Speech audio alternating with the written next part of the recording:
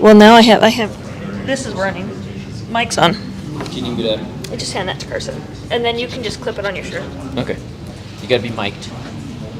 Oh, I do. Yeah. It's professional. If you're gonna act, you gotta be. Right, fair enough. And then we're gonna be able to get this like indicator out of the. Trying to just hide that. There it is. Okay. He's right there.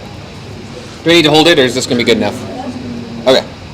I'll just leave it there so it's ready for you and you're mic'd up. Are you gonna? You're probably gonna walk up here. Yeah, I'll clip it onto my lapel.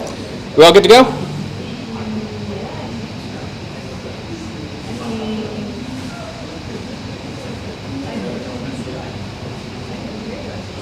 Okay. Yep. If you can hear me, I'm ready to go. All right. Technical issues resolved. We're ready to get started. So, thank you everybody so much for coming. It is apparently June 4th, 2024. Because I haven't changed this in, and we didn't change it like last month or in July, so we are on the ball. Whatever month it is, thank you for being here. I'm just going to breeze past it. We only have like a handful of housekeeping things, and then we're going to just kick it off. So, I will warn you that these little boxes up here are, actually, you know what? I don't have to, we're using this little close-up mic right now. There's this whole slide I have to warn you about these boxes catching your conversations. You can whisper today. And you won't be on the recording. That's rare. That's not normal.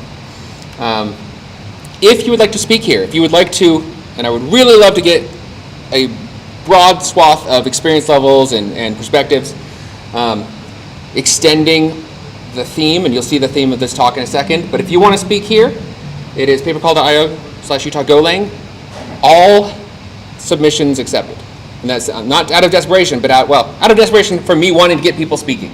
If you're not sure the topic is interesting enough, or you're not even sure that you're competent enough in it, you are, and it is, and I want you to speak here, and I will work with you to get it going. Say that again? You can unmute the room. It's not on the. Oh, let me unmute the room. The room is muted because that's why I wasn't getting any sound. The room was muted. There we go. Okay. You can turn off that mic now. All right, we're switching it up so that I'm going to go back a slide because this is now accurate. These little boxes up here will catch you when you whisper. You think you're being quiet, and you are, and these are directional mics that will zoom in on you and record your whispers, so be aware of that. UtahGolang, do come speak here. I promise your talk is interesting. I promise people want to hear you talk. You do not have to be an expert. Brandon's going to set a really high bar. But trust me, I want you to speak here. And I think everyone here is capable of probably presenting on the theme. Join us on the Forge Utah Slack. If you're not on there, you can go to forgeutah.tech. That's where you can find everything we're doing. I think eventually we're going to move off of Meetup. We'll coordinate that later. It's not happening yet. Is it happening now? Doing all right now. Okay, I wasn't sure. I wasn't sure if that not was happening. Okay, but forgeutah.tech is how you keep up with us. It's how you get under our Slack. It's how you connect with this meetup and all the other meetups of the Forge family. Go West is coming up next month. It is now September, which means next month is October. October 25th, it's going to be here, and tickets are still available and really, really reasonable, right? You have a discount code too. So. I have a discount code. I don't go on Slack. I don't actually have it on me, but Well, I sent it to you and Brandon. I'll post it. It's only good for 5 tickets.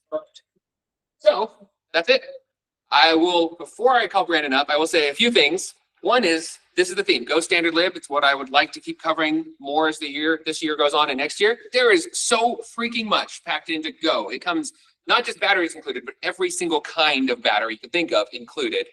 And I just want to have talks about those. I think we could have a talk every month, every other month that is just, here's the phone package, here's the testing package, here's the image packages, here's the,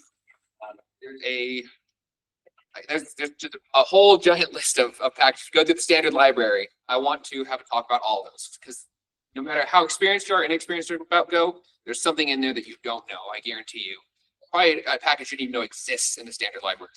So that's the theme. I'm gonna have Brandon come up. He's going to talk to us about working with the image package and do some cool things with that. I will also just introduce him really quick. Brandon is leading the AI team here at Weave and does have a master's degree. And I don't want to disparage his education, but I think the absolute best thing that he has ever got from that degree is his ability to do fantastic public speaking. He is a presenter. I'm glad you're here. I've never been bored or sleepy or like anything less than, honestly, anything less than blown away by a presentation from Brandon. So let's give him a round of applause.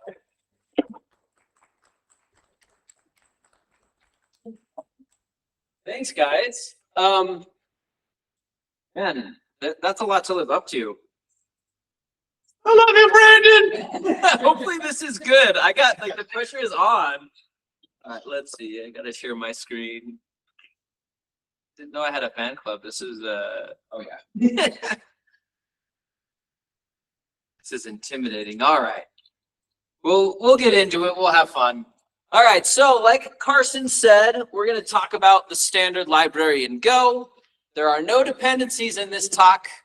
We're just going to have some fun with the standard library. Images are something we don't really, I think about very often when we talk about Go. It's not something we do a bunch with, but there are some use cases and certainly some fun stuff you can do with the image package. So I kind of wanted to go through that, investigate it, give you an idea of all the different things you can do. And to kind of frame the talk today, we're going to talk about steganography, very different things. So steganography is it's this fun little thing that is kind of on the edge of like security, where you're basically hiding data in plain sight is kind of how I like to think about it. You're hiding data in other data. This little image of a marionette is, I think, or Russian nesting doll is, I think, very indicative of like what steganography is. Like you're putting something in something else. And if you know to look for it, you can find it. And if, for example, you and your buddy Nick Cage have ever stolen the Declaration of Independence, stuck it in an oven to find a secret map written in hidden ink, like that's an example of steganography. It goes back a long ways. There are examples all throughout history. Digital steganography, what we're going to talk about today, is particularly interesting. So this is an example, but also there's fun examples like Pico 8.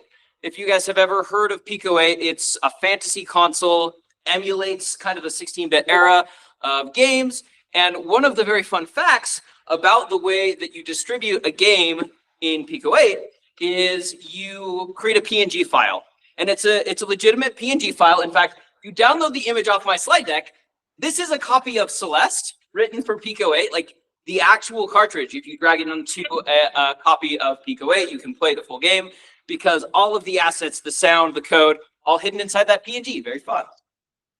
This was another one that I found that's just so goofy, and I love it. If you look at this little teeny image down here, it's very hard to see what it is. You can blow it up. I think that's 12x. And it just kind of looks like a total mess of pixels. But if you display it on a screen that has RGB subpixels and zoom way in, you can see this nice little font that use the subpixels in order to hide basically the bitmap font, which I think is super fun. So you can kind of see the message hidden there. Another really fun one that I found while researching this topic was 1940s Germany. They had a bunch of spies running around for reasons I'm sure we can all guess. And some of the practices that were taking place were recorded in this book, Secrets of German Espionage. And there were some German spies who tattooed secret information on the back of their heads and then grew their hair out so that you couldn't see the secret information. And then if they needed to like reveal that or whatever, they could just shave their head and you could see what was hidden there. So all sorts of fun ways that we can hide data in like these very obvious places that if you know what you're looking for, you can get at that data. We are going to specifically talk about hiding messages in digital image data, specifically leveraging some of the properties of digital color. And to kind of get at that idea, I'm going to start with this. You guys have maybe seen some of these before. They're like the color blindness tests, right? Man, that yellow is really bright. I did not realize it was going to come up that bright on in the projector, but it's pretty easy to see. I chose these colors very specifically so that even if you're colorblind, you should be able to see that there's a ring inside this test plate, inside this image, right? But if we move towards some more difficult to disambiguate colors, right? So now we have red, green color blindness. People may not be able to differentiate. Like the colors here are a little bit harder to see the difference. And it's harder in this noisy image to see the ring. And if we move towards an even closer color spectrum, right? We have magenta and red here.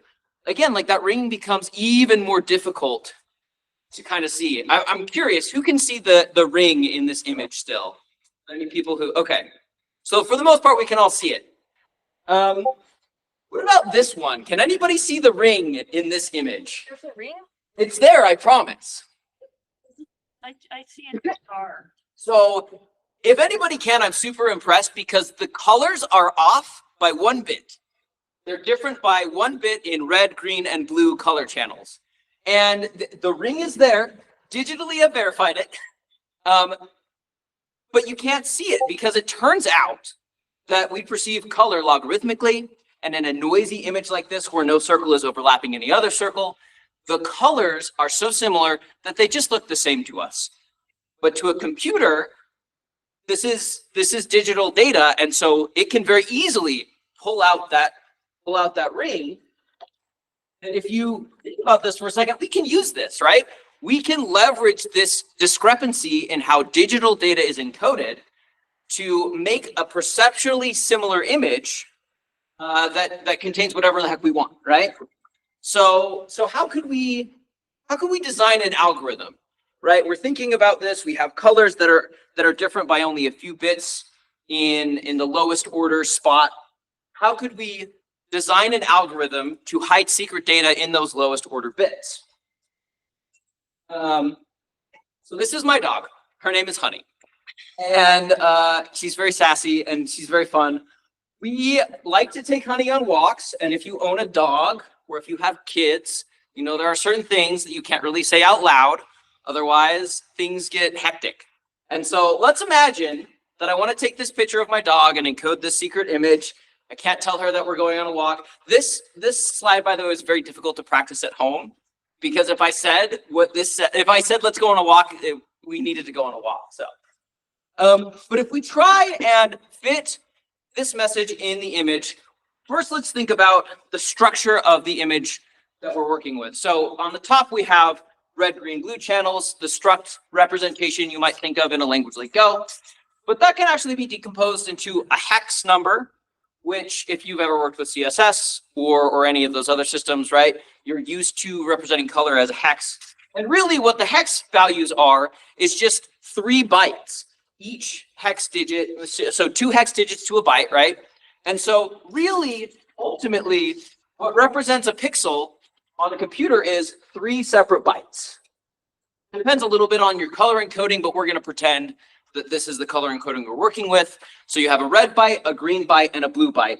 And really, to a computer, this is all an image is, right? When a computer sees an image, it's just a string of bits, essentially. And yeah, it groups those bits into bytes for hardware reasons. Doesn't necessarily have to. But when a computer thinks about an image, it just thinks about these individual bits. And the thing is, that's how a computer thinks about all data. All digital data is just bits. So we can also take our message and deconstruct that down into like a UTF byte representation. So if we're thinking about how to hide this string of bits in the string of bits that represents our image, the answer is pretty clear. We take a byte and split it into 8 individual bits. And then we take 8 bits from our color data and just encode each byte or each bit in the lowest order spot of that byte. And it's important that it's the lowest order bit. It's the bit that makes the least difference to the overall number, right? So each of these bytes is now going to be changed by exactly 1 number, either positive or negative. And we can do that for all the bytes in our message, for all the bits, for all the bytes in our message and all the bytes in our image, and end up with our secret message that's hidden inside the data. So let's do this, right? So we've gone through a bunch of theory. Now we're going to actually jump into Go code, actually look at the package. How can we actually execute this algorithm? It turns out that Go has a bunch of nice utilities for working with basic image ideas like this. The package is on, you can check it out on the go.dev/std. It's the image package. It has a couple of sub packages. We'll talk about color, how you represent color in Go.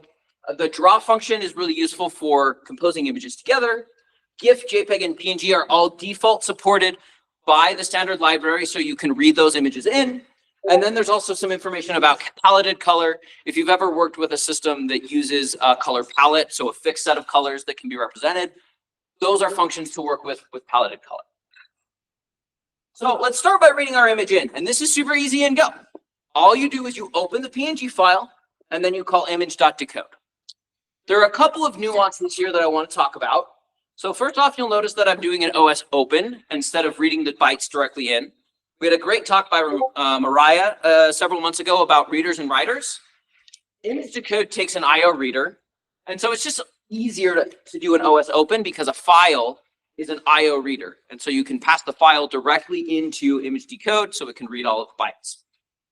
The other thing is you'll notice on line 5, we're importing the image package for effect, which is not something we do a lot in Go. You don't really import a package just so that the init function runs, but that's what we do here.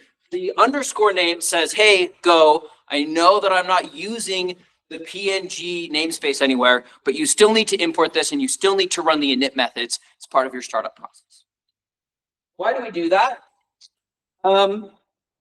There's this registration pattern that takes place. If you've ever used like SQLX, I think does this for database drivers. It's not a pattern I see a bunch. It has some issues that make it not suitable for every use case, but it is really flexible. Basically means that any package that you want, you can have it import, and then there's this init function in that package. And I'm just now realizing I pulled the JPEG package instead of the PNG package. But regardless, the PNG package is the same thing. It's just going to say, hey, register a format decoder for the JPEG image format. And there's these two functions, decode and decode config.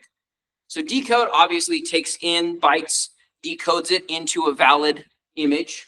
Decode config is used for contexts where you might not be sure about the incoming image data. Like imagine you're on a server and you're taking images from a client. You might be worried that by decoding the full image, you would have this compressed like JPEG image blow up. And now suddenly you're out of RAM on your server because somebody sent a malicious image or PNG or JPEG. Decode config doesn't actually read the full image data in. It just gets like the configuration information. So it says like, yeah, this is a JPEG and like, here's some data about that. So it's a useful thing to know about if you're trying to use the image package in maybe a context where you're not sure what's coming in.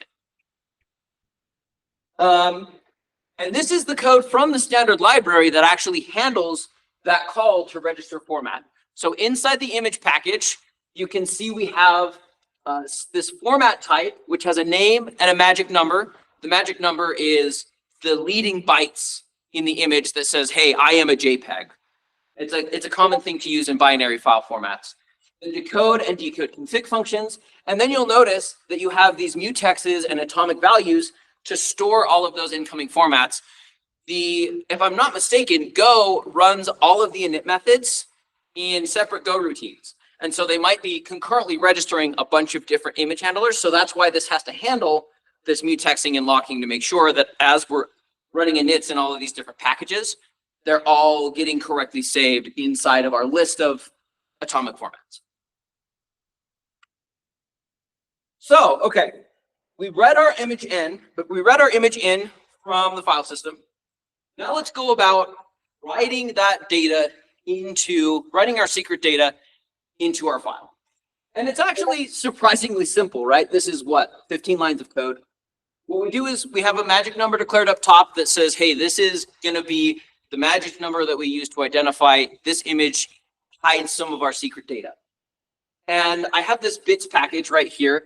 Bits basically turns like a uint16 or a byte or a slice of bytes. It takes the individual bits that make up that number and converts it to a slice of Booleans. So ones become trues, zeros become falses. That makes it a lot easier to work with. And we're basically just going to convert all of our stuff into a slice of Booleans that represent the individual bits, right? So magic number becomes 16 bits. The size of the data that we're trying to hide becomes 16 bools. And then the message data is just however many bytes you have. We're going to make a slice of Booleans, append those all together, iterate through them. And then we're going to do some bit magic on this pix value. So we'll come back to exactly what this does, but this is kind of the framework. We're going to extract all the bits that we need to shove into our secret data and then write them to this pix variable. So before we get into exactly what pix is, let's talk about the image interface. So like many of the good interfaces that Go provides, the image interface is fairly simple, has three methods. Color model represents the way that color is represented in this specific image. If you've done anything with color theory before, you'll know there are things like RGB, which gets used a lot in programming, but there's also HSL for hue, saturation, and lightness. You have CMYK that gets used a lot in printing. It's an additive. One is subtractive, one is additive color. I think CMYK is subtractive color, but regardless, you need to represent, hey, this is how I'm representing color data in this image. The color model is how you do that. Bounds is simple. It's just give me the shape of the image. And then at the end, there's this at method that says, at this specific pixel, give me the color back. Color.color, by the way, is another interface that we'll talk about in a little bit. One thing to notice is the image interface is really nice and generic, but you can't modify the underlying image. So all images that conform to the image interface need to be able to tell you what a certain pixel's color is, but they don't necessarily need to let you mutate that color. You need to mutate the underlying data in an image. You need to use a concrete type instead of this interface. So RGBA is an implementation in the image package of that interface, and it's the one that we're going to be using today. So at the very top, we have our pix member that I talked about earlier when we're hiding our data. And pix is just a slice of uint8. And I forget, in Go, uint8 or byte is an alias for the other. I forget which way it goes. Byte's alias for uint8. Byte, okay, so byte is an alias for uint8. Basically, this is a slice of bytes, right? And it's exactly what we talked about on that earlier slide. This is all of the pixel data. It's just one, it's a string of bytes. And you'll notice from this comment that they specifically order it so that the first of the 4 bytes is R, then G, then B, then A, then it repeats and repeats. And this is how data images are stored in at least the RGBA package. There's also this stride variable that pops up a lot if you're doing any image manipulation, where width is the size of an image in pixels. Stride is the width of an image in bytes. So if you have a pixel that takes 4 bytes, RGBA, then stride is 4 times that, right? So a 100 pixel image is a 400 stride image. And then the last thing is rect. Again, how big is this image? The color package, another really big, or the color interface, another really important interface when you're talking about this kind of space. The only method you have to implement in order to be a valid color, according to Go, is this RGBA method. Fun fact, I don't know of any other method in the standard Go library that returns 4 variables where I'm like, oh yeah, that makes sense. Like, it's very rare to return more than 2. So kind of fun. In fact, it might be, I don't know, it would be interesting to see how many functions there are in the Go standard library that return that many arguments. This might be the one that returns the most. But you'll notice that these are uint32s instead of being bytes. Normally, when we think about color, we think about it from 0 to 256. But this interface has to be flexible enough to cover multiple different representations. And so you might have 64-bit color that takes 16 bits per channel. And it also wants to support pre-multiplied colors.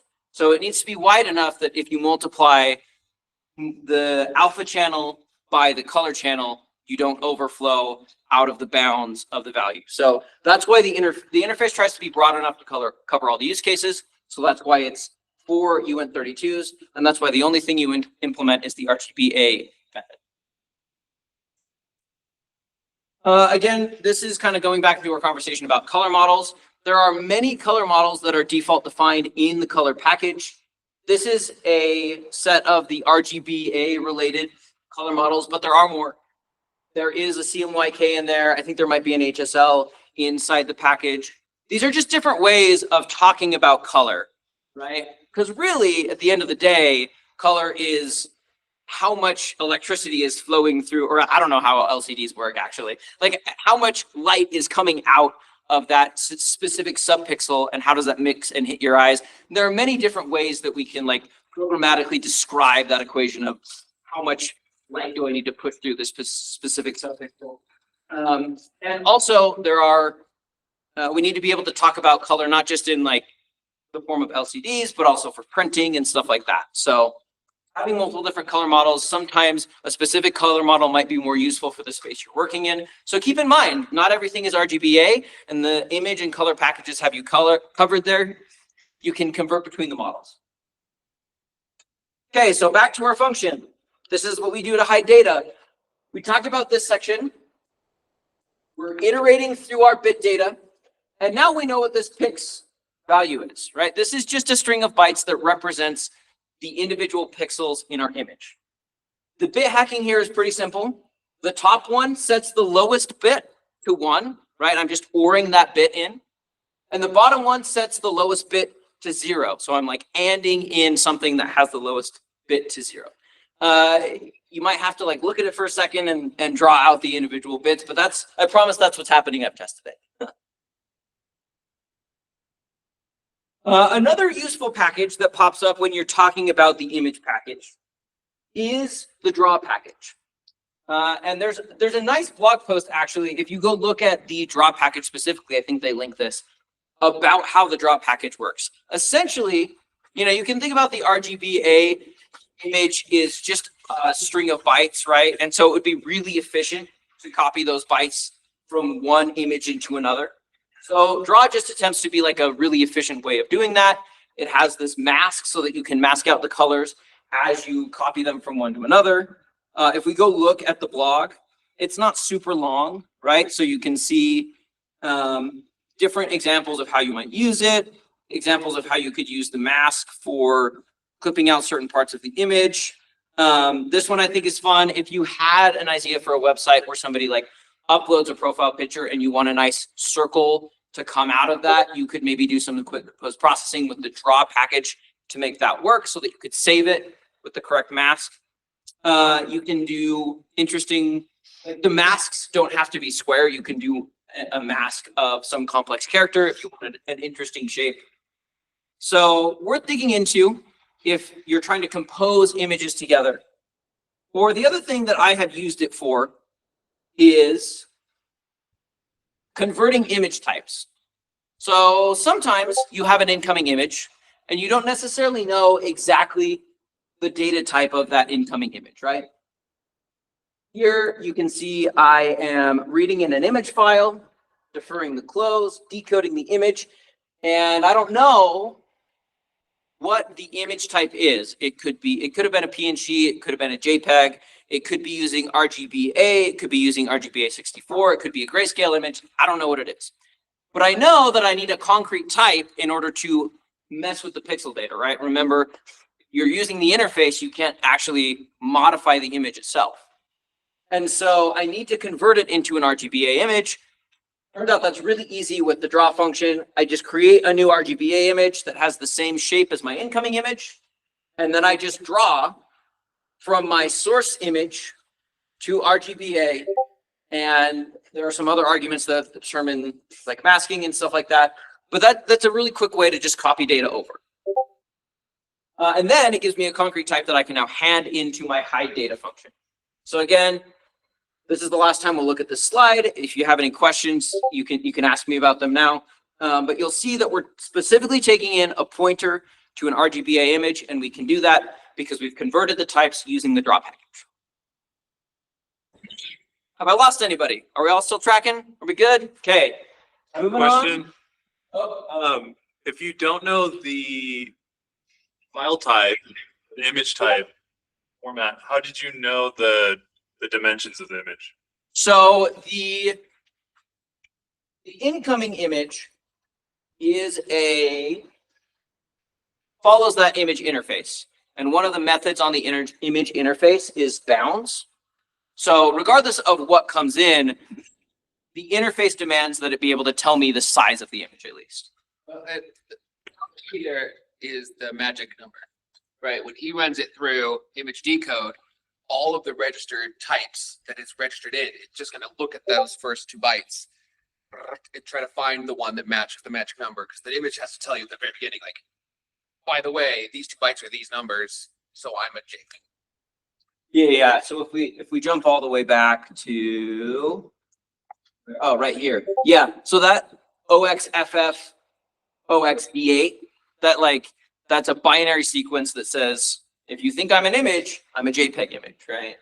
And you'll find this all over the place. Again, like all sorts of binary file formats will use a magic number, but yeah, exactly right. When you write this, I was just thinking about the magic number. So you writing your magic number in front of these bytes or after them? So I'm mixing it in. So my magic number is, if we go. You don't want to overwrite those like and change the beginning bytes because then this package couldn't load that image again. You do have to make sure that you're only overwriting image data, not the metadata stuff. Yes. Yeah, so that's interesting because I'm not actually messing with the raw bytes of like the PNG or the JPEG. So what happens is there's this encoded image format that's like JPEG or PNG that has compression and has a magic number and has all this stuff. And then the decode step takes all of that and just turns it into a bunch of pixels, right? So I don't actually have any access to like, what's the magic number? It's not in there, right? The image package abstracts all that away, so you just get a square of bytes that says this is the pixel data. And so I just write to the pixel data, and I don't have to worry about the magic number, because when I call encode, so there's a reverse of decode where you encode the image as a PNG, and it does the work of saying, here are all of the pixels, compress those together, stick the magic number on front, boot it out to the file system. Okay, you're using the term magic number here, which overlaps with their idea, but really it's just like when I look at the bytes, I can see the whatever the watermark or it could Yeah. be all the same thing. Okay. Watermark is a good example or theoretical way to think about it. And you'll see when we pull the data back out, we'll see why it's important. But yeah, the magic number is not visible to me really. Once I get an image, it is just pixels. We're dealing with the intermediate representation. Yeah, it's the IR. Yeah, exactly. Okay, so final result. I think it's the one on the left has secret data in it. I can't tell, but one of these has a secret message in it. So, okay, we have this image now. We have this little PNG. By the way, we have to encode it as a PNG because PNG is lossless compression. Turns out if you encode it as a JPEG, JPEG works really hard to get rid of that like low frequency noise. And so it will just clobber over your message. So make sure if you're doing this to use a lossless format so that you save those basically imperceptible differences, right? You can load it in any format, but you better save it in a loss. Exactly. Right. Yeah. So I think that image was a JPEG when it came in, but it goes out as a PNG because I need it to be a lossless format. So again, this function is a little more complicated, but pretty short, all things considered. Reads the secret data out. So the important bits are at the top. We go through and we say, what's the lowest order bit for element I in our pixel array? And turn that into a slice of Booleans, right? So we're going to get slice of 16 Booleans back. And then we're going to use that bit package again that I wrote to just turn that into a uint16 and say, hey, did we hide the magic number in the first 16 bytes of the image? Great. If we did, then we can continue on. Otherwise, like there's nothing hidden here. Then you get the size out, right? Using the same method. So the next 16 bytes, you pull out the lowest order bit. You create a Boolean array. Then you convert it to a uint16. Then you check to get the data length. You can't get the data length. I don't know when that would ever fail, but if you can't get the data length, then you check out. And then the last thing is we just read however many bytes it told us to read. And again, you build that Boolean array, and that's our secret data, right? So we build a bunch of bools that gives us the individual bytes. Sorry, you build a bunch of bools that give us the individual bits. You then convert those into bytes, and then you just return the byte slice up at the top there. And using that, you can then deconstruct, get this little message back, right? So we can pull the secret data out of that image file. Really quick questions before we move on. Is it italicized? No, I didn't include the formatting information. It's just plain text. And actually, so fun fact, I built all of this as a little CLI tool when I was testing it for myself. So you can go mess around. I'll link the repo at the end of this, but you can go download the tool, hide your own stuff, it's just binary data. So you could hide an image in another image. That's totally allowed, right? Whatever you want to do, you can stick it in an image and then pull it back out. All sorts of fun things that you think of doing there. Is there some theoretical maximum size based on like how many pixels there are, right? Like, Yeah, so I think the maximum is you can hide 1/8 the amount of data as the original file because you need 8 bytes to store 1 byte, right? So it's an 8-to-1 ratio. So, but yeah, I think that 8-to-1 is the ratio. There's a little bit of wiggle room there because you got to stick the magic number and the size in there, but yeah. Did you try? I guess I can just do this. I'm really curious. Did you try changing the lowest 2 to see if it started to get like, because you could make it more dense if you started Yeah. more of those bits. You absolutely could. In fact, one of the things that so I didn't do it because I wanted the code to be simple, but absolutely go do that, right? You should do lowest 2, lowest 3. You can do really weird stuff. Like you could maybe say which sections of the image are highest entropy so I can hide the most things in there. You could be like, I'm going to go every other byte or something to try, like all sorts of cool stuff you can do here to try and hide more data or to try and make it less obvious. You can encrypt your data first, right? This is like the starting point. So if this is fun for you, you should take this code and like do all of the things that you would like to try out, right? That's part of the reason why I wanted to make it available because it's just fun to play with, right? Okay, cool. Any other questions before because this is going to be unrelated to kind of what we just talked about. Okay, I don't think Derek's racing, so I think we're good. Ishihara images. What the heck is an Ishihara image? I had no idea. I just knew they were colorblind images, but that's technically the name. It's like an Ishihara test plate. And I was really in love with this idea of presenting color perception and its difference from digital representation using these images. But it turns out to find the exact series of images that I wanted was not trivial. And so I said, you know what, I'm doing a talk on the Go image package, so why don't I just make these? So let's talk about how you make an Ishihara test image using the Go image package. This is less, like, will be less in the code, and so I've tried to keep it a little bit more high level. But it turns out it's really easy to rasterize a circle using a very simple algorithm. You take a square, you find the center, and you pick a radius. And then you visit every pixel in that square, and you say, is it within the radius? If so, color it in. And bam, you have a circle. That's all you have to do. There are probably better ways to do that, but it runs fast enough on my machine, so I'm not worried. And this is the code for that, right? You just start with a width and a height for your canvas. You pick a center, 512 by 512. The radius I chose was 400. You create a new RGBA image. This is how you create a rect from scratch. So this is a rectangle starting at 0, 0 and going to width height. So this is how you create a new image from scratch. Color.rgba, this is how you create an RGBA color. Pretty straightforward. And then you'll notice that I loop starting with Y and then X. So if you think about it, the inner loop needs to go horizontally, and then the outer loop needs to take us down by a line. You'll see that a bunch in image code, right? Y goes on the outside, X goes on the inside. Then you do this distance check. The distance function is just the same function that you learned when you were in, I don't know, like middle school or high school or whatever, right? X2 minus X1, Y2 minus Y1, square both of them, square root. Pretty straightforward. And then you just say, hey, is the distance less than the radius? If so, set the pixel to that color. It's a little bit more complicated than this, but like, this is the spirit of that code. And then if you want to create this like really dense, cloud of circles, right, is kind of what we're going for. You're going to randomly generate circles, but you do it using polar coordinates.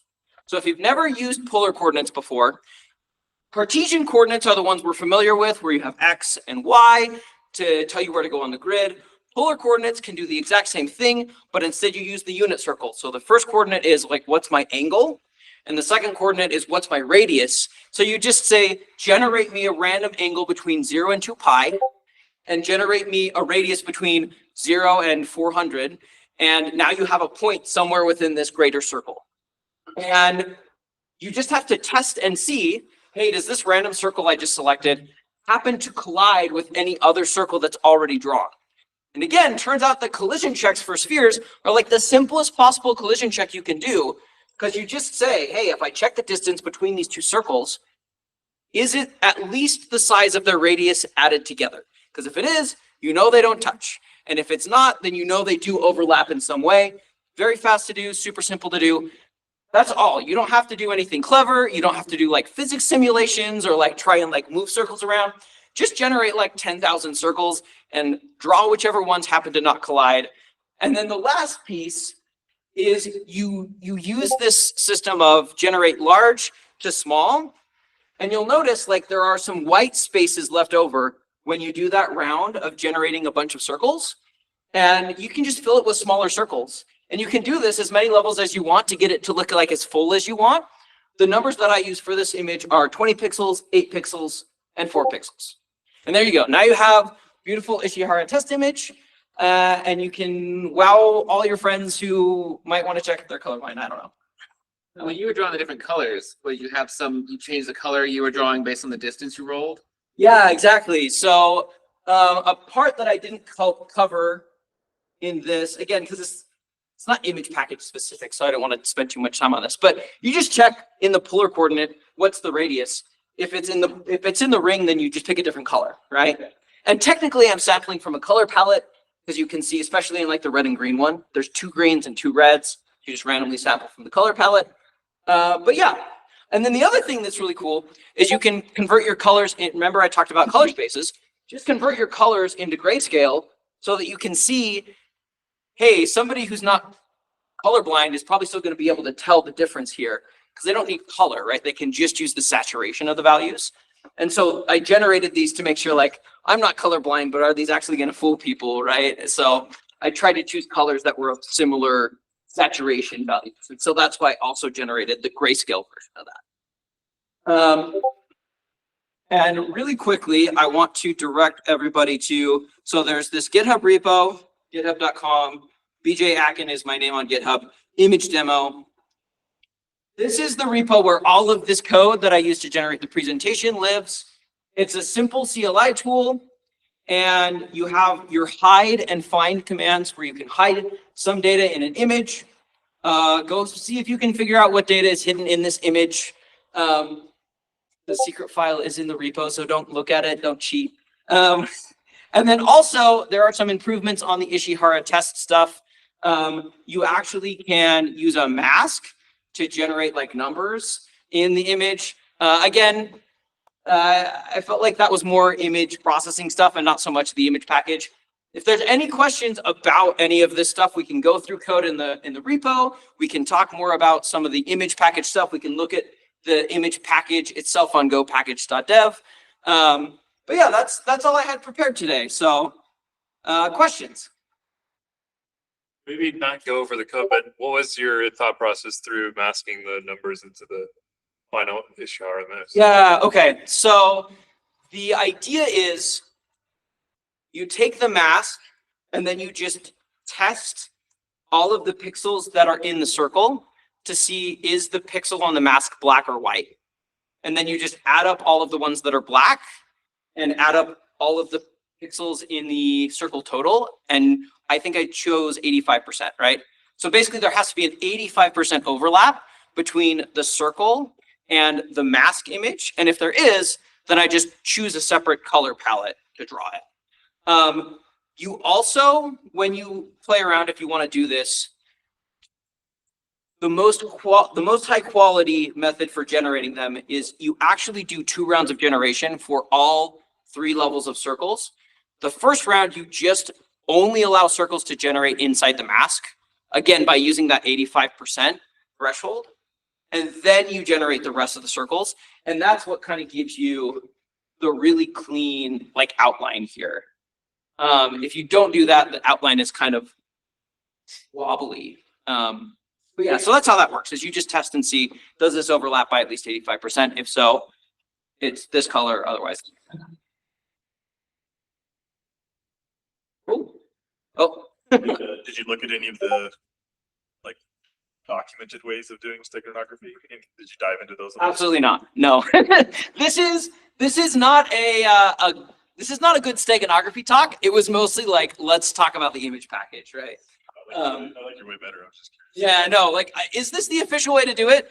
This is my way that I came up with to illustrate kind of the points I wanted to talk through.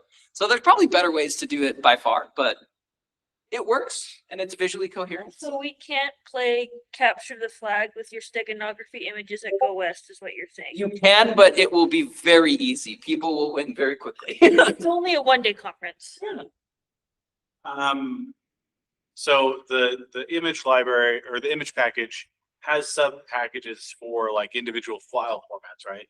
Yes. But those aren't terribly advanced as far as like, you know, a dedicated C JPEG library or something, right? Yeah. Yeah, they're very simple. For the most part, it's just an encode and a decode. It registers with the image.draw package. The image package generally, I don't think tries to be very fully featured. It's the 90% use case. Exactly. And again, like, yeah, I think that the goal mostly here, especially as I got further and further along in this presentation, I was like, you know, really, they don't expect people to make images. They probably expect people to take images off of a server and like store them somewhere. And so I maybe should have rewritten the talk, but I was far enough along at that point that I didn't want to. But yeah, the 90% use case is we're writing web services in Go. We're going to pull stuff off of a client and, you know, validate that it's a valid JPEG or whatever. Maybe do some masking with the draw package, like I mentioned, for like a profile image, whatever, some light image manipulation type stuff, and then store it somewhere. A Flappy Bird clone. Oh, that was great. That one is. Yeah, if you're not aware, you should go back in. I gave that talk at this meetup last year. So if you look at our YouTube, you can find that exact talk. Go West, I think. It was Go West. I also gave it a Go West. So look at Go West's history. But Look up running GPA games and Go. The whole reason Go West happened last year. Brandon's talk on that. I agree with that. Yeah. Support that decision. So yeah, that's a fun one. That's a fun repo for sure. Can you tell us more about the game that was encoded in the image? Do you know any more about? Oh, West? the Pico 8. I don't really know that much other than just the anecdote that it stores the game files in a valid PNG. I think, let's see, right here. I think, and I'm not 100% sure, but I think that a PNG file has just a data section. Yeah, it's just metadata. Yeah, you're allowed to store any metadata, and there's really strict limitations. Pico 8 only allows like 8,000 or so characters of code, tokens, I think is what they call it. So you have a pretty restrictive, it's a Lua runtime, and so you have a pretty restrictive set of Lua code that you can put in.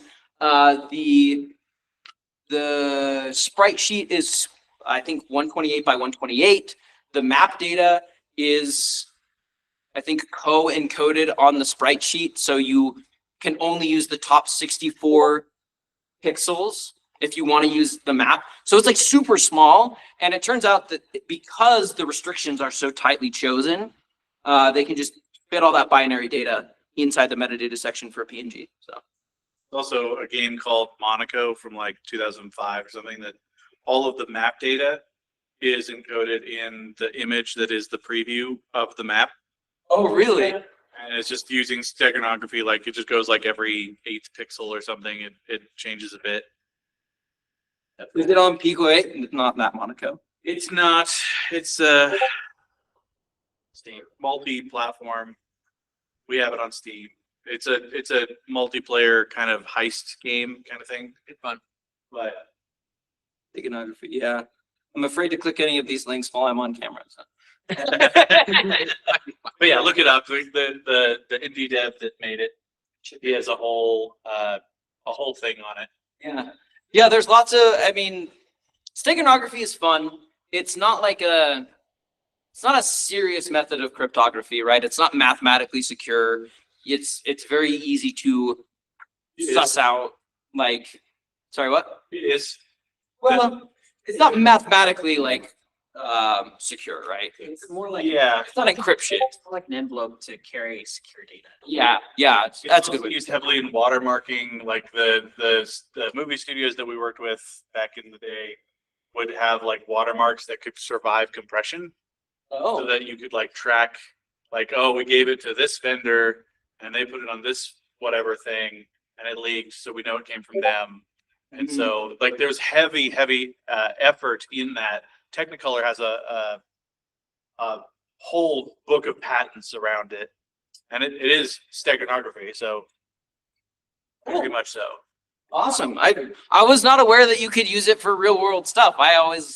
My assumption was like, this is not secure, so don't use it. But yeah, that would make total sense. I could imagine, yeah, mechanisms to try and like repeat data so that it shows up even after you encrypt and compress and then uncompress it, right? We should have our Slacks. We have a Slack channel where we only communicate to each other with Images. images, whatever. But you have to run through your tool to see what you're actually saying. I sanction this absolutely 100% for Slack. Make a little API in a Slack bot. Yeah. You can just type it, right? Like you can read it, but I want to just look at the Slack history and see nothing but unrelated pictures. Completely, yeah. Just memes and Random pictures gifts. of people's dogs and yeah, 100%. Cool. All right. Well, thanks, guys.